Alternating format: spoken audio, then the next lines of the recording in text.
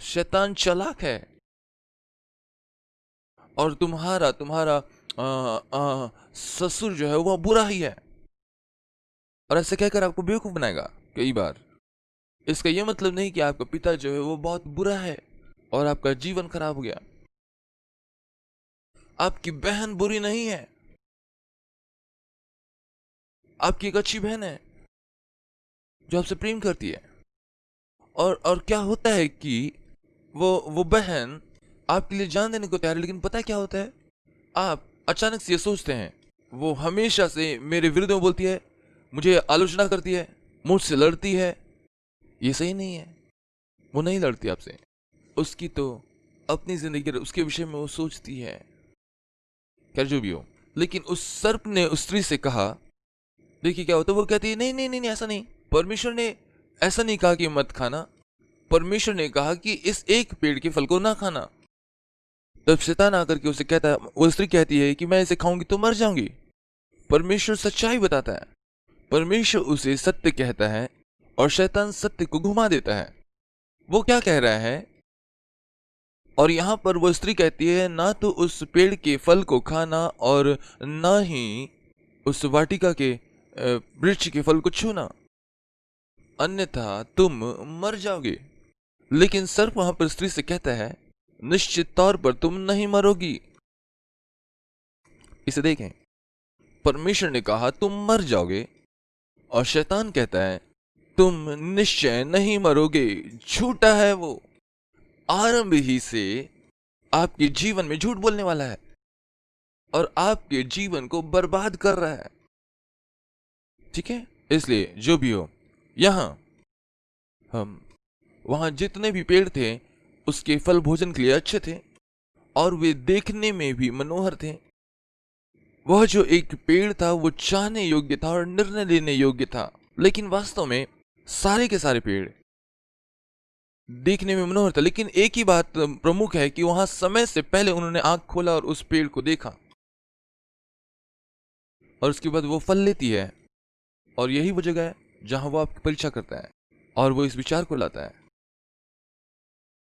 आप क्रोधित होते हैं और उस विचार को सोचने लगते हैं, कांटा में चारा डालता मछली पकड़ने के लिए। आप जानते हैं, यदि आप मछली पकड़ते हैं आप जानेंगे वो कांटा क्या है, और उस मछली पकड़ने के बंसी में जो बातें होती है आप उसको बेहतर पहचानेंगे। और जब कोई मछली उस कांटे में के चारे को खाता है, कांटा उसके गले में फंसता है, और तब वो कहते हैं और ये मछली पकड़ने में वे कहते हैं, यदि इसे सामान्य बोलचाल की भाषा में कहें, वे कहेंगे मछली ने कांटा निगल लिया है। और हर समय शैतान ऐसा कहता है, जब आपके मन में वो विचार आता है तब आप उस मछली के समान कांटा को निगल लिए हैं। आप जानते हैं, यहां में वो स्त्री धोखे में आकर उस कांटे को निगल दिया है। वो सोचती है परमेश्वर पागल है, तुम नहीं मरोगी, परमेश्वर ने कहा तुम मर जाओगे। वो कहता है तुम निश्चय ना मरोगी।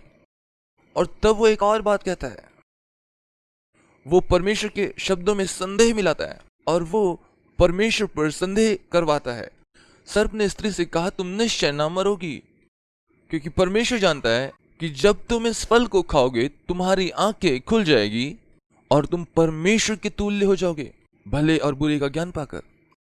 यह सही है, तुम्हारी आंखें खुल जाएंगी और तुम भले बुरे को जानोगे, तुम अपनी नग्नता को जानोगे। हाँ, तुम जानोगे कि हाँ कुछ चीज है जिसे छुपाना है। तुम्हें परमेश्वर का भय होगा। सबसे पहली बार यहां भय आया अदन की वाटिका में। इससे पहले भय नहीं था। जब पाप का प्रवेश हुआ भय आया।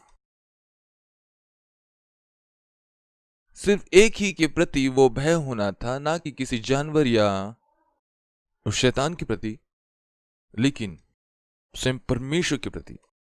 शैतान के प्रति उन्हें सचेत होना चाहिए था, और जिस सजगता का हवा ने इनकार किया। और फिर क्या हुआ, जब उस स्त्री ने देखा उस वृक्ष को, देखिए उसने बहुत सारी बातों को कहा, तुम्हारा ज्ञान बढ़ जाएगा और परमेश्वर झूठा है। इस संसार में जब आप पढ़ेंगे तुम नहीं मरोगे, इसका मतलब परमेश्वर झूठा है और वो जानता है कि ये परमेश्वर से बढ़कर के हो जाएंगे, तुम परमेश्वर हो जाओगे। सच्चाई क्या है? परमेश्वर ने स्त्री और पुरुष को बनाया अपनी समानता और स्वरूप में। मनुष्य की सृष्टि में परमेश्वर का स्वरूप है। आदम और हवा जो कि पहले ही परमेश्वर के स्वरूप में, और अब शैतान इस वास्तविकता को जानता है, लेकिन उसने इसे घुमा दिया कि तुम परमेश्वर के स्वरूप में नहीं हो। आपका प्रकाशन उससे कहीं परे होगा जो परमेश्वर आपके जीवन में चाहता है। और यही चीज हमारे साथ भी होती है। कई बार हम ज्यादा प्रकाशन चाहते हैं और हम उन बातों को लेना नहीं चाहते जो परमेश्वर अपने वचन से हमें दे रहा है, और इस वजह से कई कुपंथ उत्पन्न हुए। हाँ, ये सारे कुपंथ, ठीक है। अब उनकी समस्याओं को हम देखते हैं। जब मनुष्य ने पाप किया तब क्या हुआ? इकोलॉजिकल समस्याएं आरंभ हुई। वो उस स्वर्गलोक से बाहर निकाल दिया गया और उसके बाद उनके ऊपर श्राप आया कि तुम पीड़ा सहोगे। काम करना पहले जो आनंद का विषय था, अब वही अपने माथे का पसीना बहाना हो गया।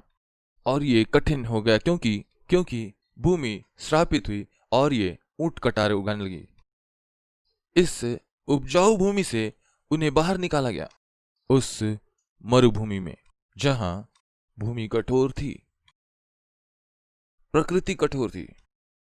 और अब उनकी दशा बदल गई। और जिसके विषय में हम बातें कर रहे हैं, ये मनुष्य, ये तो वैज्ञानिकों की मूर्खता है।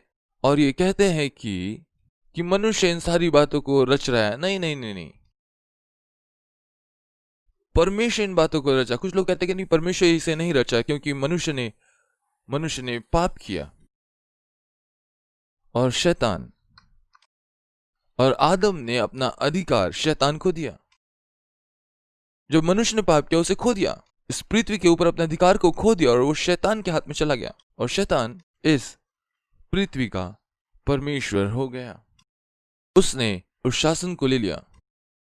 जो अधिकार परमेश्वर ने मनुष्य को दिया था, शैतान ने ले लिया और धोखे से ले लिया।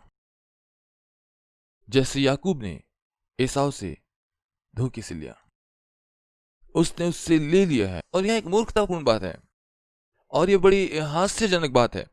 उस फल की वजह से मनुष्य ने अपनी नियति खो दी। हाँ, कई बार आप भी ऐसे होते हैं। परमेश्वर के पास आपके लिए एक बड़ी योजना है और बाद में आप उस नियति को खो देते हैं क्योंकि शैतान आपके जीवन में आता है और आपके जीवन को बर्बाद कर देता है। वो आपके जीवन में आकर के झूठ बोलता है। सब कुछ बुरा नहीं है। परमेश्वर ने आपको सही स्थान पर रखा है। जहां पर आप रोपे गए हैं, वहां पर आपको फलवंत होना है। हर समय आप फलवंत हो सकते, चाहे कहीं भी क्यों न रोपे गए हों। और पुराना नियम जो इस बात का प्रकाशन है कि परमेश्वर के साथ आप सब कुछ कर सकते हैं। जब परमेश्वर हमारे जीवन की नाव में है, आंधियों के बीच हम मुस्कुरा सकते हैं क्योंकि परमेश्वर भला है और वो रचता है। यदि हम उसको सम्मिलित करेंगे तो वहां पर सब कुछ भला ही होगा। हाँ, अब और मैं बस इसे 5 बिंदु के साथ समाप्त करूंगा। हाँ, सभी मसीही लोग दुख उठाते हैं जैसे अन्य सभी लोग। पिछले रात बारिश हुई और ये भले और बुरे दोनों लोगों के लिए बारिश हुई। और ये जो बारिश हुई, पेड़ों पर हुई, पौधों पर हुई, लोगों पर हुई और सारी बातों के ऊपर। छत से पानी रिस रहे थे, पता है। गरीब लोग तकलीफ झेल रहे थे। हमारी जनसंख्या के 2/3 लोग गरीबी रेखा से नीचे जी रहे हैं। कल्पना कीजिए, वे हर दिन अपने अस्तित्व की लड़ाई लड़ते हुए जीवन जी रहे हैं और आज इस कोरोना से जूझ रहे हैं। उनके पास काम नहीं है, पैसे नहीं है इनके पास। और अब आप लोग सोच रहे कि आप तकलीफ में हैं।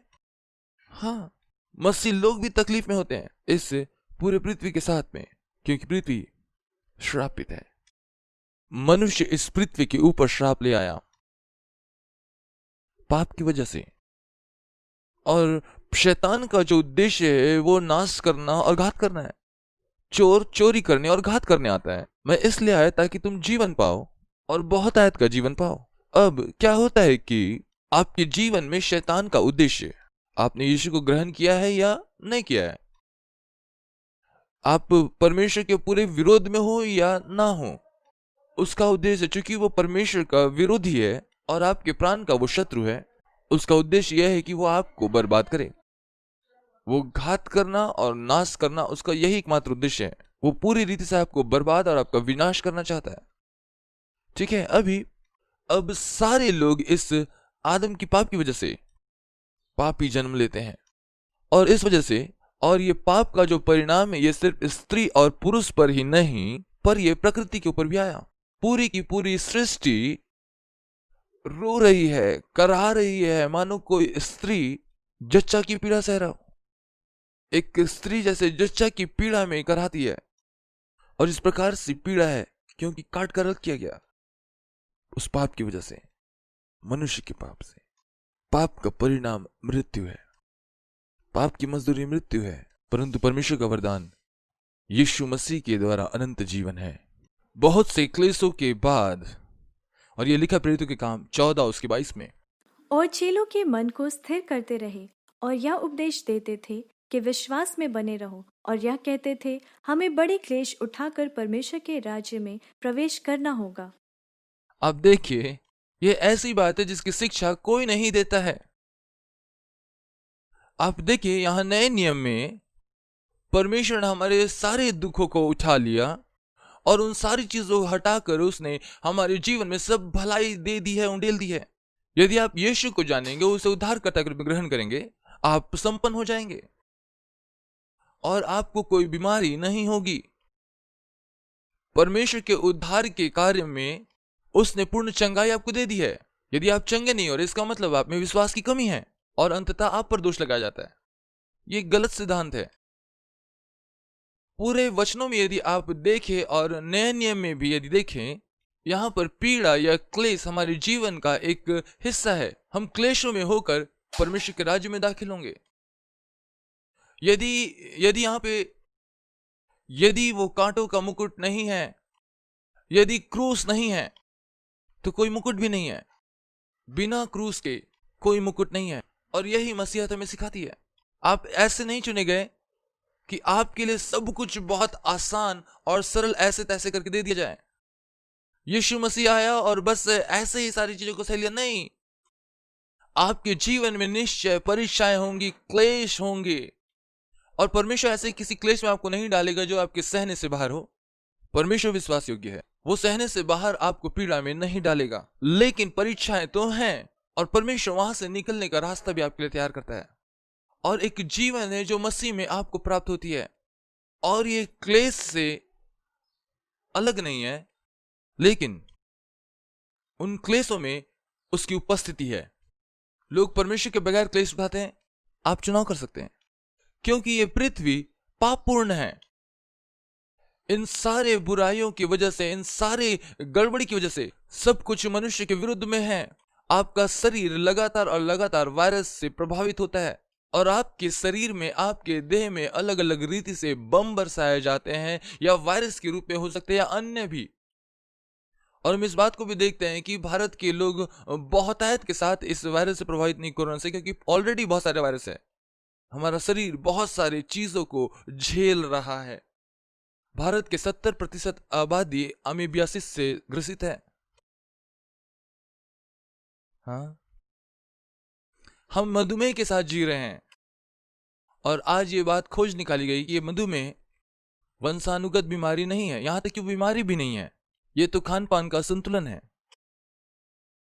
ठीक है, अब हम देखते हैं कि हर एक को एक मसीह होने के नाते आप क्लेश से होकर गुजरते हैं, ताकि आप परमेश्वर के राज्य में दाखिल हो, जो वास्तविकता है। जो भी कि उद्धार पाने के लिए आपको क्लेश से गुजरने की आवश्यकता नहीं, उद्धार के लिए आपको कुछ करने की आवश्यकता नहीं। अनुग्रह के द्वारा विश्वास ही से आपका उद्धार होता है। कोई अपने ऊपर घमंड करे, हाँ, ये विश्वास के द्वारा है, और परमेश्वर का अनुग्रह में बचाता है।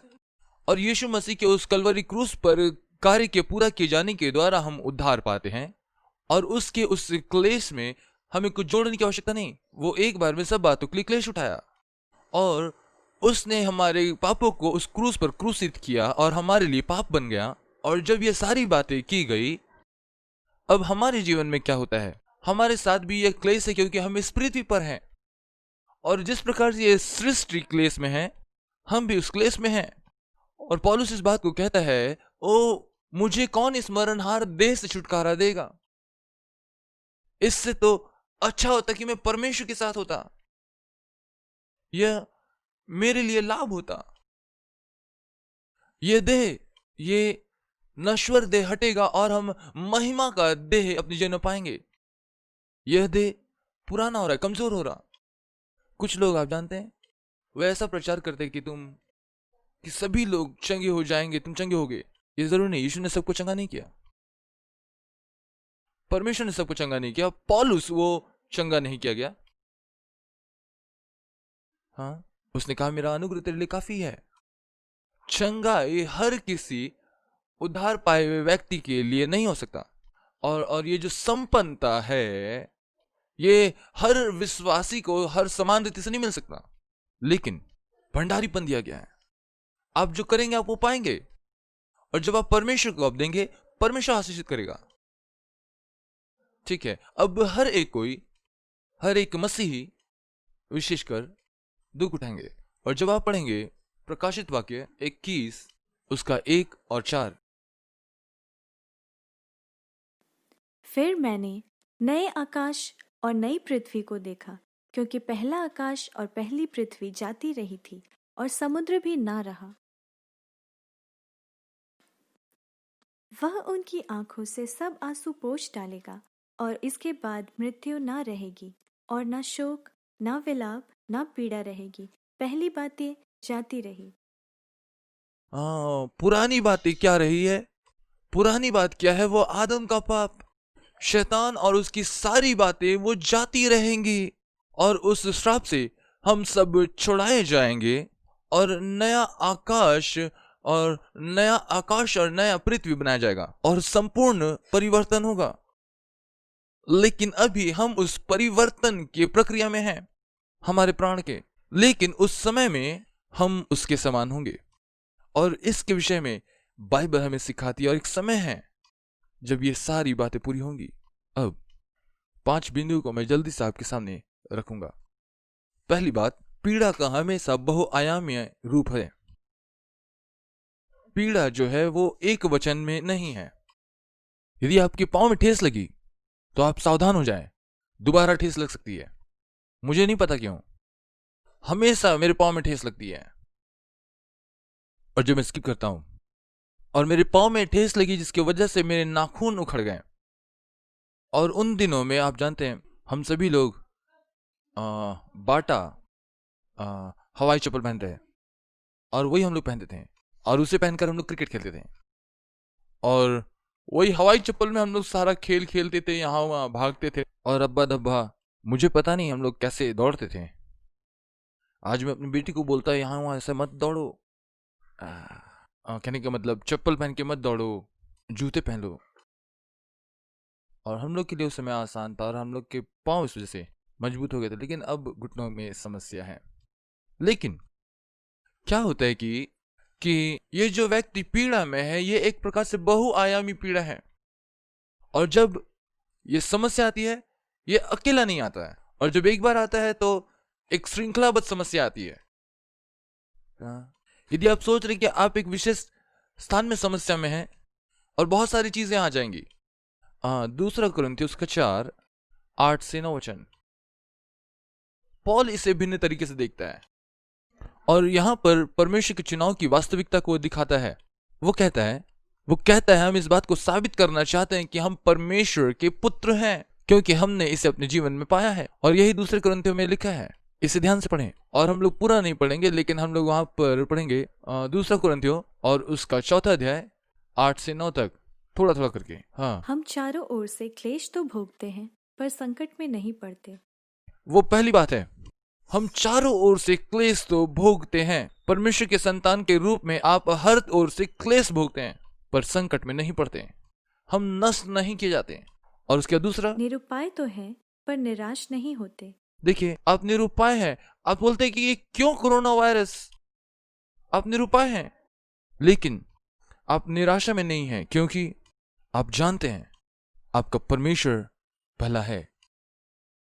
फिर 3, सताए तो जाते हैं पर त्यागे नहीं जाते। हाँ, सताए तो जाते हैं पर त्यागे नहीं गए हैं। क्यों?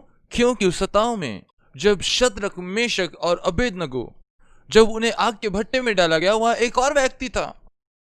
यीशु मसीह वहां पर मौजूद था। उसके देह धारण करने से पहले वहां पर उसके साथ मौजूद, वो वहां पर था उस आग के मध्य। वो आपको बचाता नहीं है, वो उन्हें आग से नहीं बचाता है, लेकिन उस आग में बचाता है। इसके बाद, गिराए तो जाते हैं पर नष्ट नहीं होते। हाँ, हम गिराए जाते हैं पर नाश नहीं होते। और इसके प्रति अपने विचार को रखता है। परमेश्वर के जीवन में जो भिन्नता है उसके विषय में पौलुस कहता है। और इन 2 वचनों में पौलुस अलग अलग समस्याओं का जिक्र करता है, मानसिक, भौतिक, भावनात्मक और आत्मिक। ये कोरोना वायरस, ये सिर्फ भौतिक नहीं है, ये मानसिक समस्या को उत्पन्न कर रहा। इसके साथ ही जो कि छोटा है, एक बहुत बड़ी मानसिक समस्या का कारण बन रहा है। शारीरिक समस्या, भावनात्मक समस्या, अचानक लोगों में छुआछूत की भावना आ गई। लोग एक दूसरे को छूने से कतरा रहे हैं। और आपको नहीं पता, बहुत सारे परिवारों में इस विषय को लेकर के झगड़े हो रहे हैं। आपको पता है क्यों? क्योंकि कोरोना की वजह से भावनात्मक समस्या उत्पन्न हो रही है, और इसके लिए किसी और पर दोषारोपण किया जा रहा है। जिससे आप ज्यादा प्रेम करते हैं, जिसके ज्यादा घनिष्ठ है, उसको ये बीमारी ज्यादा होने की संभावना है, और उस पर आक्रमण करते हैं आप। ये गलत है, पर अभी की जरूरत है। आपका जीवन एक भले स्थान पे है, शारीरिक, भावनात्मक और आत्मिक। और ये पीड़ा जो है बहुआयामी रूप से आते हैं। दूसरी बात, क्लेश जो है ये समुदाय में होता है। देखिए, इसमें सिर्फ आप अकेले नहीं होते, आप अकेले नहीं हैं, वरन पूरी कलीसिया में वो क्लेश है। हाँ, पूरी कलीसिया, यह पूरा शहर उस पीड़ा या क्लेश में है। यहां पूरा देश क्लेश में है। इसमें सिर्फ आप इकलौते अकेले नहीं है कि कहें अयो मुझे देखो, मैं अकेला इस कोरोना वायरस से पीड़ित हूं। नहीं नहीं नहीं, ऐसा नहीं है। हर कोई इस पीड़ा में है। सड़क पे लोग संकट में हैं, हाँ, कतार में लगे हैं ताकि सामान खरीदें। और मैं तस्वीरों में देख रहा था, लोग बाजारों में किस प्रकार खड़े हैं, और किसानों के बाजार में, और लोग बहुत बड़ी भीड़ में वहां पर खड़े हैं, किसी रीति से कुछ पकड़ ले, कुछ उनके हाथों आ जाए। कुछ दिनों पहले जब चारों लॉकडाउन था पूरे लॉकडाउन के समय में, और सब तरफ लॉकडाउन था। अगर मैं कहूं कि और ज्यादा लॉकडाउन, तो इसका मतलब सब तरफ बंद है। और फिर चिकित्सा कर्मी लोग वहां समस्या में, परेशानी में है। और इन सारी परिस्थिति को हम देखते हैं गलतियों 6 अध्याय उसके 2 वचन में पौलुस इस विषय में कहता है, तुम एक दूसरे का भार उठाओ और इस प्रकार से मसीह की व्यवस्था को पूरी करो। एक दूसरे के भार को उठाओ और इस प्रकार से मसीह की व्यवस्था को पूरा करो। आप एक दूसरे का भार उठाएं। हमें एक साथ होने की जरूरत है। दफ्तर में हमको एक होकर के रहना है, कलीसिया में हमको एक होकर के रहना है, हर स्थान में हमको एक दूसरे का भार उठाना है। हाँ, और बाइबल यही बताती है, इस यात्रा में हमें एक दूसरे का भार उठाना है। और इस पीड़ा में मसीह होने के नाते जो हमें करना है, हमें परमेश्वर की मर्जी को करना है, मसीह की व्यवस्था को पूरा करना है, और वो है एक दूसरे का भार उठाना। तीसरी बात, क्लेश हमें सेवकाई के लिए तैयार करता है। यदि आप चाहते हैं कि लोगों को आप सुसमाचार सुनाएं, और कई लोग सोचते हैं कि मैं फुल टाइम सेवकाई में जाऊंगा, अपने जॉब छोड़ दूंगा और पूरी रीति से सेवकाई करूंगा, मैं उनसे कहता हूं, कृपया आप तैयार हो जाएं। क्लेश उठाने को तैयार रहें। आपको क्लेश उठाना सीखना है। कई बार बिना भोजन के रहने आपको सीखना है। अकेले में कैसे रहा जाता है, यह आपको सीखना है। सभी साधनों के बगैर रहना सीखना है। सिर्फ परमेश्वर की ओर ताकते रहें। कोई आपका सहायता करने को नहीं होगा, लेकिन परमेश्वर की उपस्थिति जो कि अद्भुत है वो होगी। परमेश्वर की शांति देने वाली उपस्थिति और तभी महसूस कर पाएंगे जब आप क्लेश में होंगे। डेविड पॉलिसन इस प्रकार कहते हैं, जब लोग आपसे पूछते हैं मुझे क्यों क्लेश में होकर जाना, यदि मैं परमेश्वर के काम को करना चाहूं, किस प्रकार से क्लेश मुझे तैयार करेगा सेवकाई के लिए। इसके विषय में पॉलिसन इस प्रकार कहते हैं, जब आप अपने जीवन के उन अग्नि में परीक्षाओं से गुजरे हैं और आप अनुभव से जाने कि परमेश्वर सच्चा है जो उसने कहा है, तब आपके पास वास्तविक सहायता होगी देने के लिए। आपका पहला अनुभव उसका संभाले रखने वाला अनुग्रह और उद्देश्यपूर्ण निर्णय, ये दोनों ही हैं। आप उसके संभालने वाला अनुग्रह के विषय तभी जानेंगे जब आप क्लेश में होंगे, और फिर और उसके उद्देश्य को आप जान पाएंगे। उसके पास एक उद्देश्य है, इसे याद रखें। उसका उद्देश्य क्या है? इस कोरोना वायरस के बीच में उसने अनुमति दिया, उसने नहीं बनाया, उसने अनुमति दी। परमेश्वर की मर्जी, वो आपको एक प्रशिक्षण के दौर में रखा है। वो अपने स्वरूप में आपको और ढालते जा रहा है। आप परमेश्वर से किन बातों का अनुभव कर रहे हैं और आप इसे बढ़ते हुए क्रम में आप लोगों को दे सकते हैं। आप दो बातें सीख रहे हैं, नम्रता और दूसरों की सहायता करने के लिए स्पष्टता, कि कैसे दूसरे को शुद्ध किया जाए निराशा की स्थिति में। ये suffering and sovereignty of God नामक पुस्तक में लिखी गई है, पेज नंबर 166। चौथी बात, क्लेश एक युद्ध भूमि है। यह एक युद्ध भूमि है और आपको युद्ध करना है, और आपको युद्ध करना सीखना, और इसके द्वारा आप मजबूत होंगे। मसीह के लिए युद्ध करना, यह पाप के विरुद्ध में एक युद्ध है। और आपको याद रखना है कि आप परमेश्वर के सारे हथियार पहन लें, परमेश्वर के हथियारों को धारण करें जब आप युद्ध में हो। हाँ, आपके पास दो विकल्प है जब आप क्लेश में। अय्यूब इसके विषय में कहता है, एक तो परमेश्वर की निंदा करें आपके पीड़ा के कारण से, दूसरी बात परमेश्वर की स्तुति करें तकलीफों के बीच में भी। अय्यूब 2 उसका 9 और 10 वचन। तब उसकी स्त्री उससे कहने लगी, क्या तू अब भी अपनी खराई पर बना है? परमेश्वर की निंदा कर और चाहे मर जाए तो मर जा। उसने उससे कहा, तू एक मूढ़ स्त्री की सी बातें करती है। क्या हम जो परमेश्वर के हाथ से सुख लेते हैं दुख ना ले? इन सब बातों में भी अय्यूब ने अपने मुंह से कोई पाप नहीं किया। अय्यूब एक बहुत ही महान इंसान था, उसे मालूम था कैसे बात करना है। और देखते हैं, इसका मतलब उसे मालूम था पत्नी से कैसे बात करना है। मुझे नहीं मालूम कैसे बात करना है, और वो अक्सर जीत जाती है, और मुझे मालूम नहीं कैसे करना था। देखिए यहां पर क्या कहता है, उसने एक गलत बात कही। वो कहती है परमेश्वर की निंदा करो और मर जाओ। ये एक तरह से अय्यूब को श्राप देना है। यदि अय्यूब को इसका अनुवाद करना होता, उसको कहते, हे स्त्री, तू चाहती कि मैं मर जाऊं? तू चाहती कि मैं मर जाऊं? कोई पुरुष इस बात को जरूर कहेगा। और आप जानते हैं, क्योंकि वो इस बात से परेशान हो चुकी थी, वो अय्यूब से परेशान हो गई थी, और वो उसकी दुर्गति और दुर्गति और दुर्गति, बुरा और बुरा होता ही जा रहा था।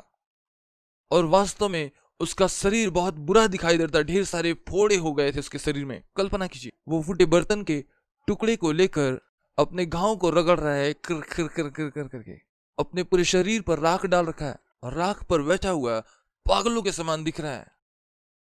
हाँ, वो पागलों के समान दिख रहा है। और वो अय्यूब को जानती है, वो एक धनी व्यक्ति है, संपन्न व्यक्ति, और बड़े हियाव के साथ वो परमेश्वर के साथ चला करता था। और वो अपने बच्चों को लेकर बड़ा हियाव में था, अपनी धन संपत्ति को लेकर हियाव में था।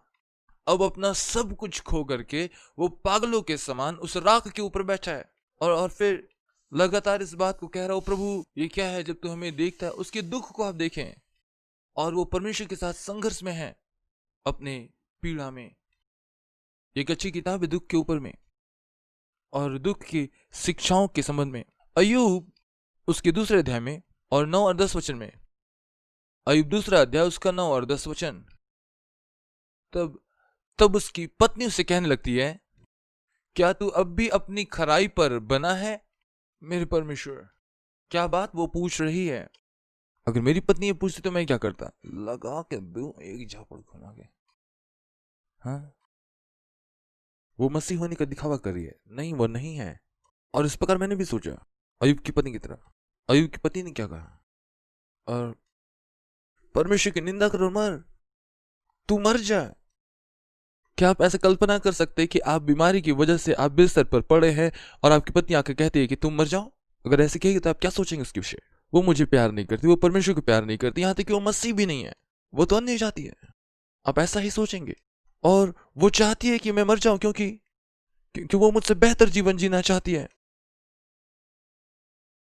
लेकिन इसके बाद वो कहता है, अयूब इस प्रकार कहता है, आपको अपनी पत्नी से सही तरीके से बात करना सीखना चाहिए।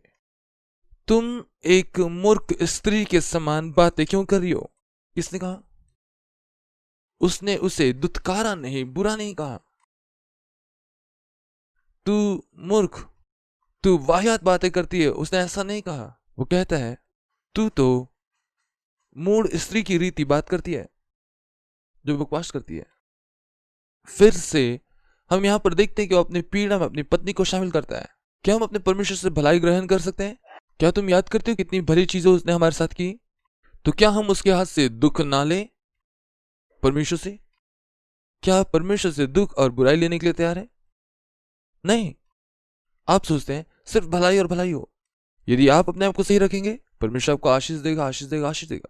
नहीं, उसके विपरीत यहां पर हो रहा है।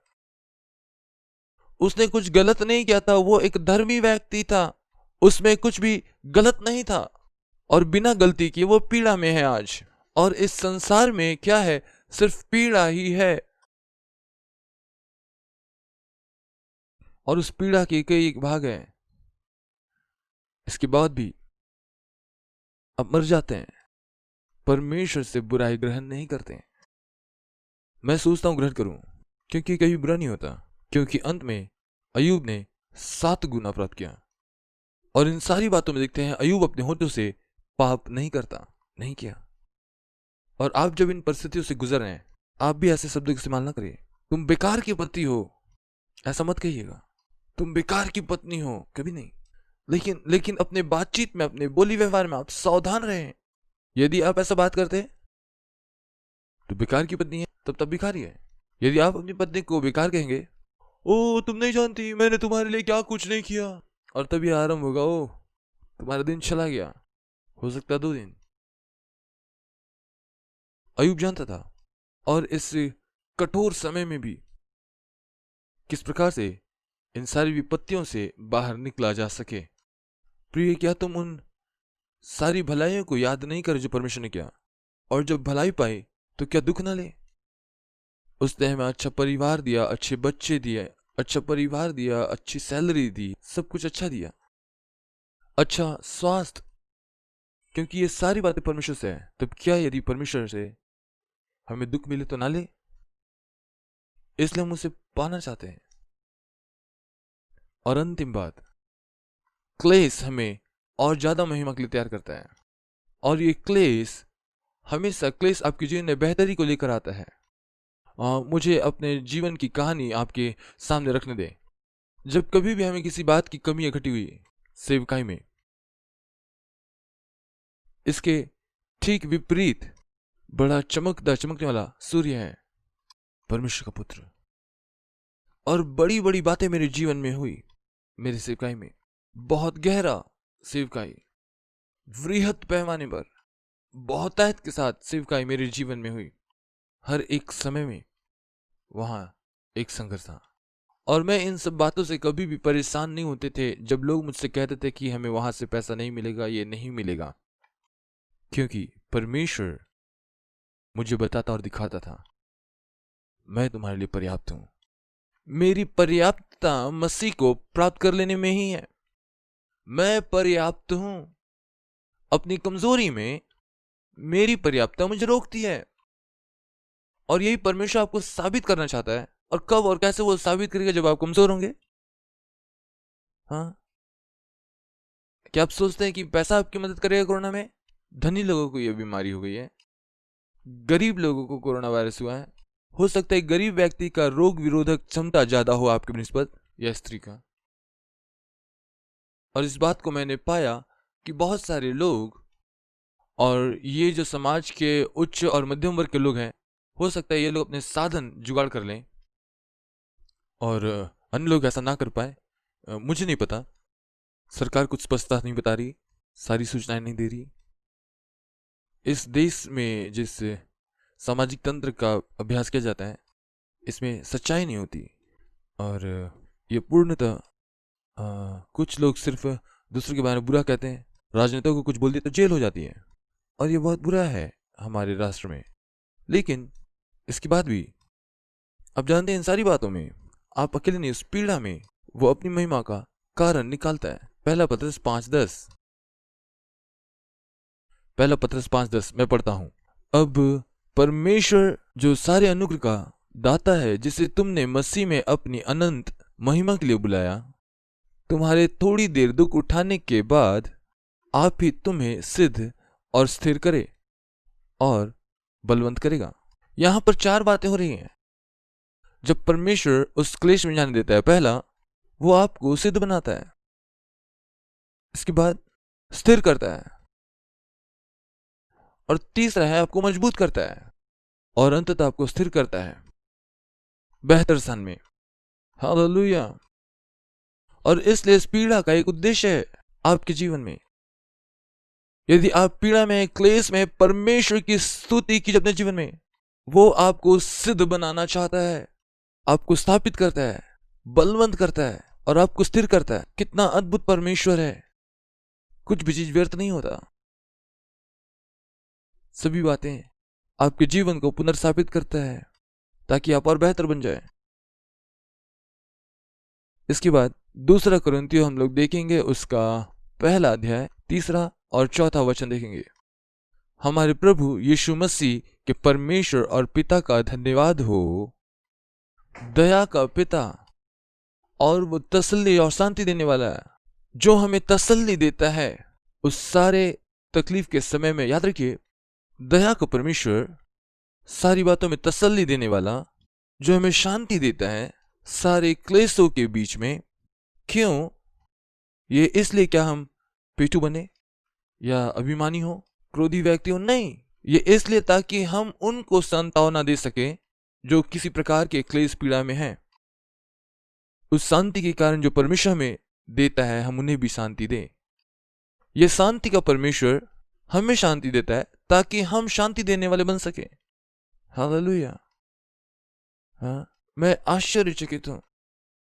आपको पता है, मैं अपने जीवन में बहुत असुरक्षित महसूस करता था। मैं सोचता था क्या मैं बच्चों की देखभाल कर भी पाऊंगा, क्योंकि उस समय मुझे अपने बीमार पत्नी की भी देखभाल करनी थी। परमेश्वर ने अभी मुझे एक अच्छी पत्नी दी है, वो मेरा ख्याल रखती है और उसे मेरी जरूरत नहीं होती, और कई बार मेरी जरूरत नहीं होती बच्चों का ख्याल रखने के लिए। लेकिन वो समय बहुत भयानक दिन थे और मैं सोचता क्या मैं इन बच्चों का देखभाल कर भी पाऊंगा, और परमेश्वर ने मुझे बच्चे दिए और आज वो बड़ी हो गई है। और जब कभी मैं उसे देखता हूं, आश्चर्यचकित होता हूं। अब मैं असुरक्षित नहीं हूं अपने जीवन को लेकर, परंतु क्या आप जानते हैं, परमेश्वर ने इसे संभव किया कि मैं उसे बड़ा कर पाया। एक खूबसूरत बेटी को, 20 साल उम्र की, तेज, बुद्धिमती, गुणकारी। कितनी आनंद की बात है। और भारत की सिपाही के लिए वो एक उपहार होगी। कितनी खुशी की बात कि आप उस संतावना को पाएं ताकि आप दूसरों को संतावना दे सकें। मैं जो पहले असुरक्षित था, सुरक्षित हो पाया, और सिर्फ मसीह यीशु में। और आज मैं ये बता सकता हूं कि सुरक्षा मसीह यीशु मसीह में है। मेरी पहचान मसीह में है। परमेश्वर के लोगों को बता सकता हूं, और आज जो आप सुन रहे हैं, मैं उन्हें भी ये बात सिखा रहा हूं। आमीन। फिर एक अन्य वचन, रोमियो 5 उसका 3 से 5। केवल केवल यह नहीं, वरन हम क्लेश में भी घमंड करें। मसीहों, आप इसे समझ जाइए, महिमा उस क्लेश के समय में भी हो सकता है। यह जानकर कि क्लेश से धीरज उत्पन्न होता है और धीरज से अनुभव और अनुभव से उम्मीद। क्या आप जानते हैं, हर समय में लोग मुझे कहते हैं, क्या आपको नहीं पता पैसे कहां से आएंगे, और इससे मुझे दुख होती है। लेकिन मैं जानता हूं ये कहां से आ रहा है, क्योंकि मैं लोगों की तरफ नहीं देखता, मैं परमेश्वर को देखता हूं, जो सारी बातों को रचने वाला है, जो सारी बातों का उपाय करने वाला है, और उसने सब कुछ को रचा और उसने देखा सब अच्छा है, और मैं उसकी ओर देखता हूं, भरोसा रखता हूं उस पर, और इसलिए मुझे रातों में जागना नहीं पड़ता है। मैं चिंता नहीं करता कि क्या खाऊंगा, क्या पीऊंगा, कहां रहूंगा, क्योंकि वो इन सब वस्तुओं की खोज में नहीं लगा हुआ। परमेश्वर जानता है आपको इन सारी चीजों की आवश्यकता है। पहले उसके राज्य और धार्मिकता की खोज करो, और ये सब वस्तुएं तुम में जोड़ दी जाएंगी। मैं लगातार वचनों को दे सकता हूं, लेकिन मैं इसे समाप्त करना चाहता हूं, और मैं अंतिम वचन में आना चाहता हूं जिसे मैं बांटूंगा, और अपने अनुभव को। क्या आप पीड़ा से होकर गुजर रहे हैं? हाँ, पीड़ा से। यह आपके जीवन को बर्बाद नहीं करेगा।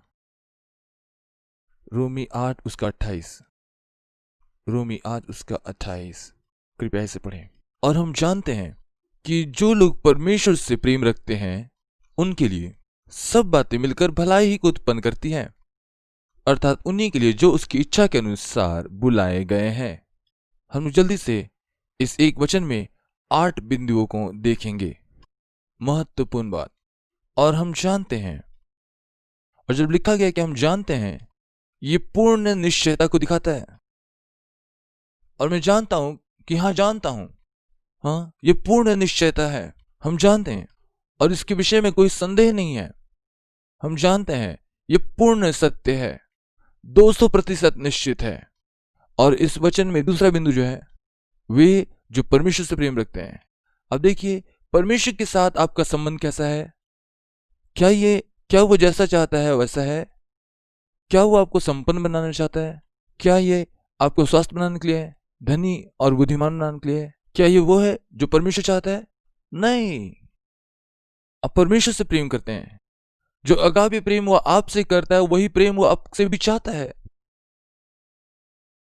निस्वार्थ भाव से उससे प्रेम रखना, और वो चाहता है कि हम उस अगापे प्रेम, उस निस्वार्थ प्रेम से प्रेम रखें। अब्राहम एक अच्छा व्यक्ति था, लेकिन उसकी परीक्षा की गई, जहां उसकी पूरी वाचा, प्रतिज्ञा, क्या वो उन मूर्तियों पर अपना विश्वास रखता है या वेदी पर वो सब कुछ उंडेल देता है?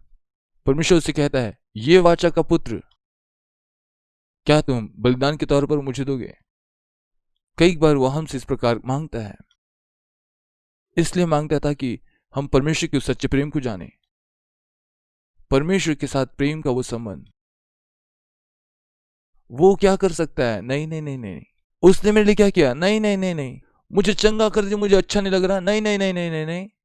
आप परमेश्वर से प्रेम करते हैं और सब परिस्थितियां बदल जाएंगी। आपकी समस्या यह है, परमेश्वर से ज्यादा आप खुद को प्रेम करते हैं। आप हमेशा अपने अंदर देख रहे हैं। अब बाहर की ओर केंद्रित हो, परमेश्वर और मनुष्य को देखें, और देखिए आपका जीवन कितना खूबसूरत होगा। हाँ, मेरी सेवकाई में कई बार लोग मेरे पास में आते हैं और कहते हैं, हे, इतनों को खिलाने के लिए कहां से धन पाते हो? हाँ, और मैं महसूस करना चाहता हूं, मेरा हृदय जो है बहुत ही बोझ से भरा है, ताकि परमेश्वर के लोगों को खिला सकूं, उन गरीबों की मदद कर सकूं, ना कि धनियों की, गरीब लोगों की। मेरे पास बहुत पैसा नहीं है, मैं कोई धनी व्यक्ति नहीं हूं, लेकिन मैं खिलाता हूं। और तब क्या होता है कि वो परमेश्वर, और मैं अक्सर परमेश्वर से ये कहता रहता हूं कि परमेश्वर मुझको आशीष का वो सोता आप बनाइए। और मेरी यही प्रार्थना होती है, और यही आपकी संपन्नता का राज है।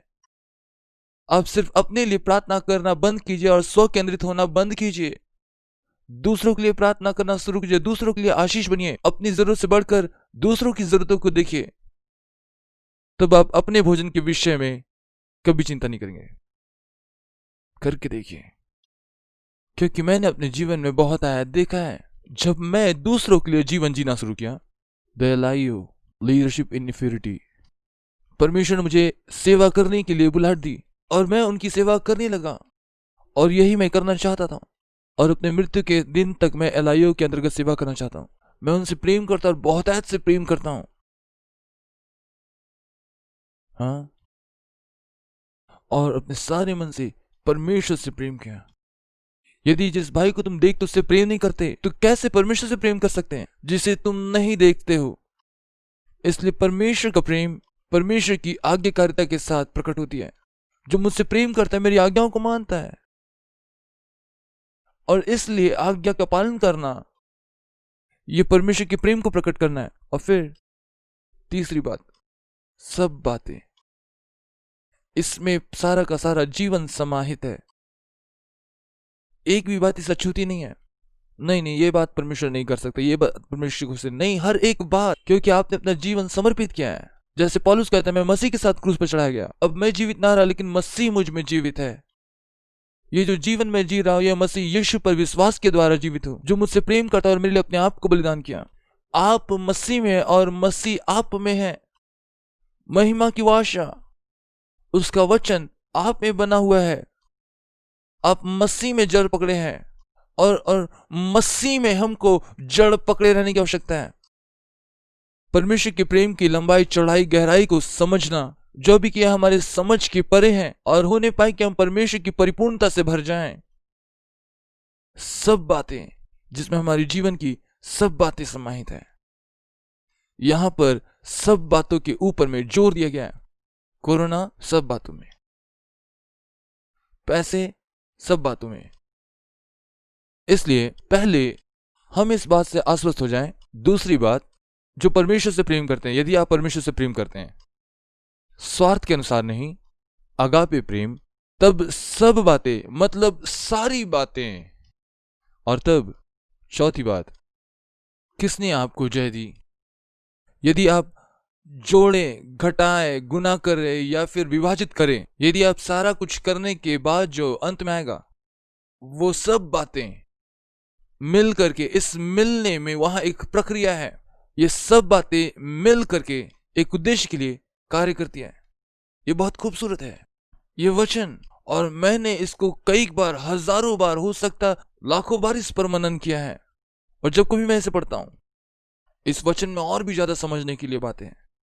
एक साथ मिलकर, ये एक साथ मिलकर के काम करने को दिखाता। कोरोना मिलकर के आपके जीवन के लिए वो कार्य कर रही है। आपकी आर्थिक तंगी मिलकर के आपके जीवन की बेहतरी के लिए कार्य करी है, क्योंकि परमेश्वर आपकी आत्मा के प्रति रुचि रखता है, और उस अनंत काल के लिए। और वो चाहता है कि आपका आत्मा परिवर्तित हो, आप में वह मसीह का स्वरूप बन जाए, परिवर्तित होकर मसीह का स्वरूप आ जाए, आपके मन का परिवर्तन हो जाए, आपका देह परमेश्वर के लिए बलिदान बन जाए, एक जीवित बलिदान। एक साथ मिलकर इन सारी बातों का जोड़ भलाई ही। याद रखिए, उस सृष्टि में उसने देखा सब अच्छा है, उसने देखा अच्छा है, उसने देखा बहुत अच्छा है, और उसने देखा मनुष्य का अकेला रहना अच्छा नहीं, और उसके लिए उसने एक स्त्री तैयार की। मुझको नहीं पता मैं अपनी पत्नी के बगैर क्या करता। हाँ, और कई बार मैं सोचता हूं और परमेश्वर को धन्यवाद देता हूं अपनी पत्नी के लिए, क्योंकि मैं नहीं जानता मैं उसके बगैर क्या कर पाता। और मेरी पत्नी बहुत ही अच्छी है परमेश्वर की ओर से। वो मेरी सहायता की कि मसीह में मैं बढ़ूं। हम एक साथ प्रार्थना करते हैं, हम एक साथ अध्ययन करते हैं, हम एक साथ वचन पढ़ते हैं, हम एक साथ काम करते हैं, और ये बहुत ही खुशी की बात है इस संबंध में होना, उस स्त्री के साथ रहना जिसे परमेश्वर ने मेरे लिए दिया, मेरी भलाई के लिए। हाँ, इसका मतलब ये नहीं कि हर समय वो मुझसे सहमत होती है या मेरे हाँ में हाँ मिलाती। नहीं नहीं नहीं, अधिकांश समय वो ना कहती है। ये मतलब नहीं कि वो हमेशा मुझसे खुश रहती है, कई बार मुझसे असहमत भी होती है, सहमत होने से ज्यादा असहमत होती है। हाँ, वो मुझसे लड़ती भी है, नहीं नहीं नहीं नहीं, वो काफी मजबूत है, लेकिन ये मेरे लिए भला है। सब बातें मिलकर भलाई के लिए काम करती है, भलाई ही उत्पन्न करती है। और सारी बातें मिलकर के आपको जो मन चाहे आप कर लीजिए, किसी भी प्रकार का सांख्यिकी कर लीजिए, लेकिन अंत में जो उत्तर आएगा और अंतिम उसका कुल योग जो है वो यही आएगा कि उसने सारी बातें मिलाकर हमारे लिए भलाई उत्पन्न की। हालेलुया! भलाई ही उत्पन्न करता है जो उसके नाम से बुलाए गए हैं। और यहां एक और बात है जो इसके पहले वाले वचन में जुड़ा हुआ है। खैर जो भी हो, वहां क्या कहता है? जो उसके नाम से बुलाए गए हैं। आपने परमेश्वर को नहीं चुना, लेकिन परमेश्वर ने आपको चुना, और यही मसीहत में अलग है। परमेश्वर मनुष्य बना, परमेश्वर मनुष्य के पास आया, परमेश्वर मनुष्य को ढूंढ रहा है। आप देखिए हमेशा परमेश्वर, ये परमेश्वर है जिसने आपको बुलाया, उसने मुझे नहीं छोड़ा। ओह क्या प्यार है! वो मुझे ढूंढता है जैसे एक प्रेमी ढूंढता है। हाँ, जब परमेश्वर ने मुझे मेरी पत्नी को दिखाया कि ये ही एक है, वो मेरे लिए भली है, और मैंने उसके लिए प्रार्थना किया, और उसके बाद मैंने उसे जानना चाहा, किसी रीति उसके पास आना चाहा, उसे प्रभावित करना चाहा कि मैं एक बेहतर पति बनूंगा हमारे विवाह से पहले। हाँ, परमेश्वर के उस प्रेम को आप कल्पना कीजिए जो मुझे चाहता है, वो प्रेमी जो मुझे ढूंढता है, चाहता है, वो हमारे पीछे आता है, हमें ढूंढता चला आ जाता है, घमंड को निगल जाता है। परमेश्वर, ओह कितना गहरा, कैसा अद्भुत प्रेम है परमेश्वर जो बुलाया गया है। तूने मुझे बुलाया जो भी कि हम पापी थे। परमेश्वर अपना प्रेम, अपना अनुग्रह हम पर प्रकट करता है जबकि हम पापी थे, विरोधी थे। कौन अपने शत्रु के लिए मरना चाहेगा? यीशु ने ऐसा किया। जिन्हें उसने बुलाया, उसने आपको बुलाया। आपके जीवन में उसके पास एक उद्देश्य है। इस घड़ी जब आप कोरोना के विषय सोच रहे हैं, उसके विषय में और ना सोचें। उसका उद्देश्य क्या है? उसने आपको बुलाया। उद्देश्य क्या है? आपके जीवन का लक्ष्य क्या है? आप जानते हैं मेरे जीवन का लक्ष्य वो ये है कि एलआईयू के लिए मैं सेवक बनूं। इसलिए मैं हमेशा सोचता हूं मुझे क्या करना चाहिए? मुझे एलआईयू की सेवा करना। और जब मैं इस रीति से देखता हूं, और मैं परमेश्वर की बुलाहट के केंद्र में, क्योंकि उसने मुझे बुलाया, और इस पूरे जीवन काल में बिशप होने के लिए नहीं, निर्देशक होने के लिए नहीं, और ना ही कुछ अन्य होने के लिए, परंतु एलआईयू के लिए एक सेवक होने के लिए बुलाया। इसलिए जब मैं सोचता हूं एक बिशप के तौर पर मैं एलआईयू का एक सेवक हूं, एक निदेशक के रूप में तो अपने स्टाफ के लिए सेवक हूं। मेरी सेवा उनको देना, उनके साथ साझा करना, उनके साथ हंसना, उन पर कई बार चिल्लाना भी है, जैसे एक पिता डांटता है अपने बेटे को सुधारने के लिए। हाँ, लेकिन यह एक रिश्ता है जिसमें मैं ज्यादा रुचि रखता हूं बनिस्पत इसके कि वे क्या करते हैं। और यही बातें हो रही है। और जिन्हें उसने बुलाया है, जो बुलाए गए हैं, और फिर अंततः उसकी योजना के अनुसार, हाँ, उसके उद्देश्य के अनुसार, उसके पास आपके जीवन के लिए एक उद्देश्य है। आप ऐसे ना बने। आप जानते हैं कि कैरब या एक पशु है अमेरिका में, मेरा मतलब फिलीपीन में, और वो है करबो। करबो का मतलब भैंस, या भैंस कह सकते हैं। और क्या होता है कि वो जो है, वो करबो या ये जो पशु है, या ये भैंस, क्या भैंस है, उसका कोई उद्देश्य नहीं, बस सुबह उठता है, चलते बनता है, बिना किसी दिशा के चले जा रहे हैं। और जब ये चला जाता है तो बड़ी कठिन होता है उसको वापस घर ले आना। लेकिन आपका एक उद्देश्य है मेरे भाई, मेरे मित्र, मेरी बहन, आपका एक उद्देश्य है, एक उद्देश्य है।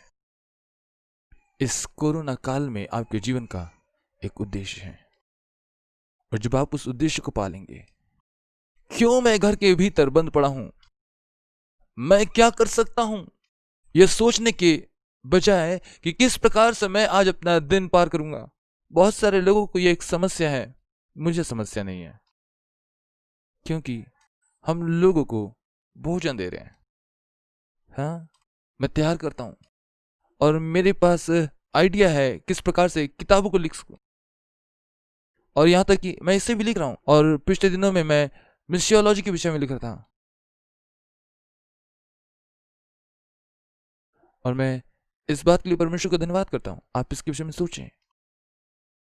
और हम जानते हैं एक पूर्ण निश्चयता है, वे जो परमेश्वर से प्रेम करते हैं उनके लिए सारी बातें मिलकर भलाई ही उत्पन्न करती है, जो उसके इच्छा के अनुसार बुलाए गए हैं, जो बुलाए गए हैं उसके उद्देश्य के साथ।